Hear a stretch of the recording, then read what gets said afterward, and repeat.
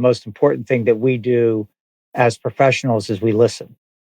Because I think a lot of times, and we see this a lot with our inexperienced team that haven't had the opportunity to really spend a lot of time doing programming for people, is when someone sits down with them and starts talking with them, they're already writing the program in their brain before they're listening to all the responses that the person is giving. And sometimes they miss some things because they're so busy trying to provide the information back, or their answers back, that they're not listening to what the person is saying. And so what I always tell everybody in the profession is, when someone's talking to you, give them 5 seconds to kind of digest what they just said before you start to jump into something again. Yes, because and that's, again, another thing that's invaluable because it's hard to modify what you know.